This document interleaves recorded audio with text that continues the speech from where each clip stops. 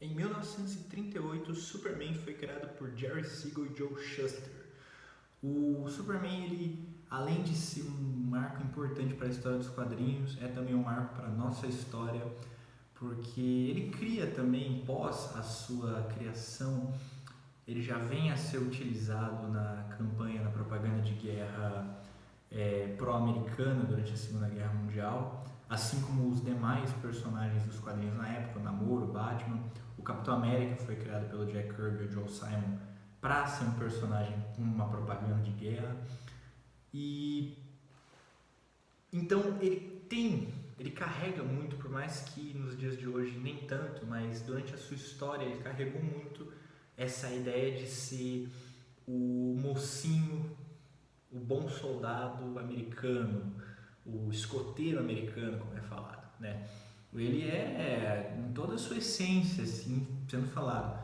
E mesmo sendo utilizado como propaganda durante a Segunda Guerra Mundial pró-americana, também foi um pouco utilizado, só que de uma maneira mais sutil, durante a Guerra Fria. Porque eu já falei uma vez, durante a censura, os quadrinhos eles já eram vistos pela sociedade puritana dos Estados Unidos como uma ameaça, né? Eles eram nada mais do que uma propaganda comunista contra os valores de bens. Então eles começaram a fazer uma propaganda num politicamente correto, né? O Superman ele virou uma espécie de policial, ele andava com um distintivo. O Batman e o Robin também tinham as aventuras muito mais pautadas na ficção científica e não só nas tramas que eles tinham antes de terror, de governos. Então realmente teve-se uma censura muito grande que pendurou por vários anos, até a década de 70, quando o Neil Adams e o Daniel O'Neil e outros grandes nomes também se juntaram para mudar um pouquinho a história dos quadrinhos, para mostrar questões sociais nos quadrinhos que não era falado, mostrar drogas, essas coisas. Mas bom, tudo isso aí acabou que gerou realmente essa ideia do Superman ser o mocinho americano, né? E por isso ele também é odiado por muitas pessoas, né? Mas ele tem toda essa áurea construída em torno dele, ele é um mocinho. O símbolo, aquele S, que além de ser o símbolo da Casa El, é o símbolo de esperança, todo mundo conhece, né? Se você mostrar para qualquer pessoa na rua, mesmo que ela não leia um quadrinho, ela vai saber que é do Superman, né? É quase um símbolo religioso aquilo. Então, o que aconteceria se a gente pegasse esse mocinho americano e o transformasse em um soldado soviético? É isso que nos mostra o quadrinho Superman Entre a Foice e o Martelo, um quadrinho escrito pelo Mark Millar, que a premissa é, ao invés de quando saiu de Krypton, o Superman caísse no Kansas, ele chegasse um pouquinho atrasado, o tempo da Terra rodar um pouco mais, e ele caísse na União Soviética em plena Guerra Fria. Esse quadrinho é uma das coisas mais incríveis que eu já li, falando nessa questão mesmo de reimaginar um personagem, porque, igual eu falei, você imagina o Superman como o bom soldado, o escoteiro americano. Aqui ele é o avesso da questão nacionalidade americana. Ele é um soldado soviético, ele vira um símbolo soviético.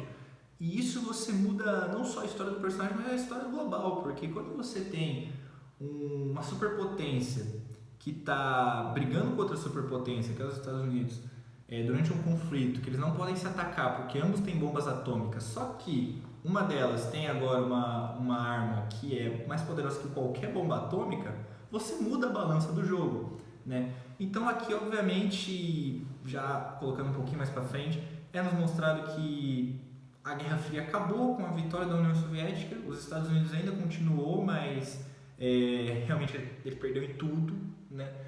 Então esse quadrinho reimagina isso de uma maneira incrível. E uma das coisas que eu gosto desse quadrinho é que, por mais que aqui o Superman, na história que a gente conhece, o Superman ele tem os seus poderes, ele desenvolve os seus poderes ainda moleque, só que os pais dele ajudam a esconder e tal, e ele só vai usar depois de adulto, atuando como um super-herói. Aqui ele já é descoberto quando jovem, e eles acaba que é levado e vira uma arma mesmo do governo, tanto uma propaganda de guerra como uma arma. E ele não entende muito isso, então tem essa questão muito legal do Superman, tipo, ele de certa forma ele está sendo alienado pelo governo stalinista, para ser uma propaganda, para ser uma arma, para ser algo que vai contra o que ele acredita, né? Só que mais pra frente no quadrinho tem esse avesso, porque eu acho que daí aqui é realmente a página mais famosa desse quadrinho, uma das minhas favoritas, que é essa aqui, porque aqui nos mostra o que é o Superman. Mesmo ele estando do outro lado da moeda, ele não caindo nos Estados Unidos, ele caindo na União Soviética, isso mostra o que é o Superman. O Superman ele não é alguém de algum território, ele não é de nenhum país. Ele não representa nenhuma ideologia, ele não é capitalista, ele não é socialista, ele é alguém que defende as pessoas, não importa quem as pessoas sejam. Ele não é nem humano, né? Então ele é uma espécie de realmente... O que eu quero dizer é que ele não segue uma ideologia. Aqui mostra, mesmo ele estando na União Soviética e mesmo na história que a gente conhece, ele estando nos Estados Unidos, ele continua sendo o mesmo Superman, o Superman da bondade, o Superman que ajuda o outro, o Superman da esperança. E uma das coisas interessantes é que, posteriormente, quando ele começa a ver que realmente o governo da União Soviética não está cumprindo com as funções, está deixando várias pessoas sofrerem, vários povos sendo oprimidos, né, e está indo contra a ideologia, né, mesmo do que levou até a Revolução, o Superman ele fica bravo e daí acaba que tem uma mudança gigantesca no rumo da história e no rumo do poder. O quadrinho também ele reimagina vários outros personagens que a gente está acostumado com o universo DC. Aqui o Lex Luthor ele é um cientista que trabalha para o governo americano tentando desenvolver uma arma que pode bater de frente com o Superman, que posteriormente vai virar o Bizarro, né? A gente tem já o Bizarro sendo um experimento que deu errado para ser uma cópia do Superman. Aqui é a mesma coisa, o Bizarro ele foi um experimento do governo norte-americano para poder bater de frente com o Superman. Então tem também a aparição das Amazonas, elas representando, elas acabam tendo uma união com o governo da União Soviética. Então são reimaginações de vários personagens. O Lanterna Verde ele aparece mais pra frente como o Hal Jordan, ele aparece sendo um soldado que lutou na Guerra do Vietnã e acabou que está numa fase de testes dentro da Área 51 para que daí o governo norte-americano comece a usar os Anéis do Poder para ser um exército contra o Superman. Então aqui você tem os personagens se tornando armas, né? Então você tem o Superman sendo uma arma da União Soviética, o Bizarro e o Lanterna Verde sendo uma arma dos Estados Unidos. A Mulher Maravilha, de certa forma, também sendo uma propaganda da União Soviética. Só que o que eu mais acho incrível é o que eles fizeram com o Batman. Porque o Batman aqui, a história dele é similar à história que a gente está acostumado, os pais deles foram mortos, só que aqui eles foram mortos pela KGB, né? Porque a KGB falava que eles eram contra o governo, não sei o que, mataram eles e deixaram o jovem Bruce, aqui nem é citado se o nome dele é Bruce ou não, mas indo embora. Então, mais pra frente, ele desenvolve um ódio gigantesco pelo Superman, porque e esse é um dos erros que o Superman percebe, ele fala, cara, aí que ele vê que o governo da União Soviética não estava cumprindo com as coisas, estavam cometendo vários erros, e aí que ele decide mudar isso, né?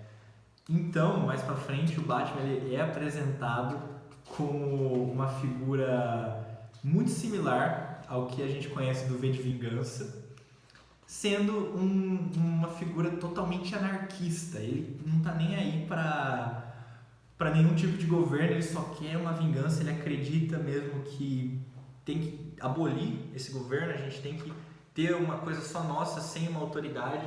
E daí ele é realmente um justiceiro, que ele faz a justiça com as próprias mãos e ele consegue, em uma parte do quadrinho, ele consegue derrotar o Superman e a Mulher Maravilha ao mesmo tempo, por causa que o Batman tem o preparo dele, né?